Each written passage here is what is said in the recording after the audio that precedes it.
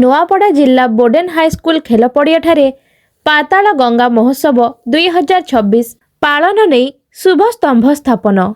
ନୂଆପଡ଼ା ଜିଲ୍ଲା ବୋର୍ଡେନ୍ ବ୍ଲକ ଅନ୍ତର୍ଗତ ବୋର୍ଡେନ୍ ହାଇସ୍କୁଲ ଖେଳ ପଡ଼ିଆଠାରେ ପାତାଳ ଗଙ୍ଗା ମହୋତ୍ସବ 2026 ପାଳନ ନେଇ ଆଜି ଶୁଭସ୍ତମ୍ଭ ସ୍ଥାପନ ଉତ୍ସବ ପାଳିତ ହୋଇଯାଇଅଛି।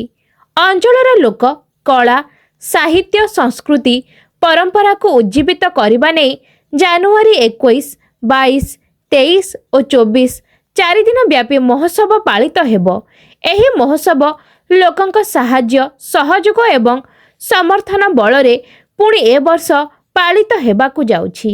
ଆଜି ଶୁଭସ୍ତମ୍ଭ ସ୍ଥାପନ ଉତ୍ସବ ଅବସରରେ ପୁରୋହିତ ଭୁବନେଶ୍ୱର ପାଣିଗ୍ରାହୀଙ୍କ ସହିତ ପାଳନ କମିଟି ସଭାପତି ଲମ୍ବୋଦର ନିଆଲ, ଉପସଭାପତି ଯୋଗୀନ୍ଦ୍ର ମାଝୀ, ଝାଙ୍କର ମୋହନ ମାଝୀ, ସମ୍ପାଦକ ଗଣେଶ ଦଣ୍ଡସେନା, ସହ ସମ୍ପାଦକ ରାଜୁ ହେର୍ନା, ଅତୀନ୍ଦ୍ରଜିତ ସିଂ, ବରିଷ୍ଠ ନାଗରିକ ପରଶୁରାମ ସେଠୀ, ସାହାଯ୍ୟ ସେନା ସଭାପତି ବେଣୁଧର ଜଗତ, ସାମ୍ବାଦିକ ଟିକେଶ୍ୱର ନାଗ, ବେଶିକେଶନ ପଣ୍ଡା, ଆଇନଜୀବୀ ହୃଷିକେଶ ବିଶ୍ୱାଳ, ଚମରୁ ମାଝୀ, ଦେବକୁ ଗୁଆଲ, ଓମକାର ମାଝୀ, ଉଦ୍ଧବ ମାଝୀ ତଥା ଅଞ୍ଚଳର ବହୁ ମାନ୍ୟଗଣ୍ୟ ବ୍ୟକ୍ତି ବିଶେଷ ଉପସ୍ଥିତ ଥିଲେ।